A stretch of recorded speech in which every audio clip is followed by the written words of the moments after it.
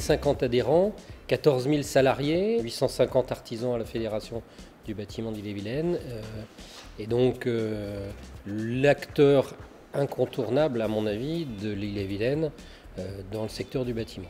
Nous avons, au sein de la Fédération du bâtiment, 6 syndicats de pays. Alors, localement, on a des contacts réguliers, permanents, avec tous les acteurs économiques, publics comme privés. Notre mission est de faire du lobbying vis-à-vis des élus, c'est les informer des difficultés et contraintes que l'on peut avoir face aux évolutions techniques. La Fédération du bâtiment, dans un domaine qui nous concerne particulièrement, puisque nous construisons à Champy beaucoup de logements, eh bien c'est important d'avoir des relations régulières qui nous permettent de savoir où l'on va et savoir où va la profession. La Fédé permet aux entreprises de se retrouver sur des lieux de convivialité, avec vraiment des animations intéressantes et une fraternité très importante de nos adhérents et de nos entrepreneurs et artisans. On va autant trouver des réunions qui vont se passer pour nous, pour le groupe jeune. Après, il y a aussi les réunions qui se font au niveau du groupe femmes. Il y a une très bonne dynamique aussi.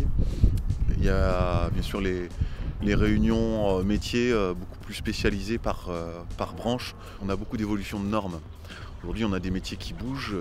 C'est un peu un besoin qu'on avait de se rencontrer et d'échanger sur des problématiques communes. La fédération représente une puissance de frappe au niveau politique sur les actions de lobbying extrêmement importante. C'est beaucoup quand même du service auprès des adhérents.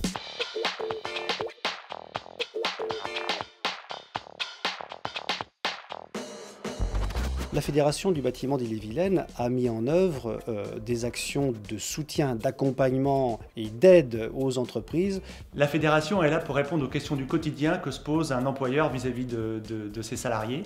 Et nous sommes là pour apporter des réponses adaptées à ces spécificités du bâtiment et des travaux publics. Dans le domaine du droit du travail, dans le domaine de la paye, dans le domaine de l'embauche, de la rupture du contrat de travail, de la vie du contrat au jour le jour. Au travers du service marché qui permet aux entreprises de gérer au mieux leur quotidien avec les marchés publics et les marchés privés, le recouvrement de créances, l'accompagnement dans les litiges avec leurs clients, le service transmission est également reprise qui, tous les ans, permet de passer le relais entre des cédants et des repreneurs.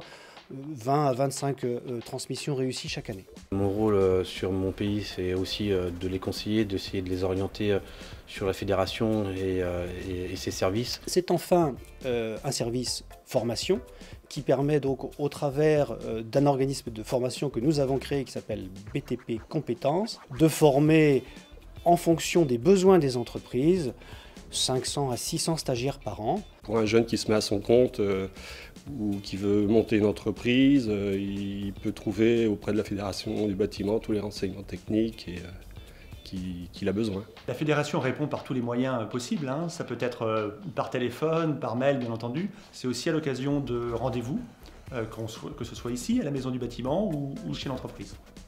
Par ailleurs, la Fédération assume aussi un rôle d'information vis-à-vis de ces entreprises, par le biais de newsletters, d'infos papier. La Fédé est vraiment au cœur des préoccupations de l'entreprise et il faut vraiment s'appuyer sur la Fédé et la solliciter au maximum pour pouvoir faire évoluer sa propre entreprise.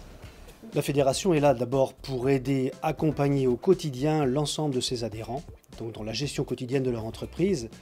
Mais ça ne s'arrête pas là. La Fédération est aussi là pour anticiper leurs besoins, aller au-devant de leurs besoins futurs et mettre en place les solutions adaptées pour leur permettre d'y répondre.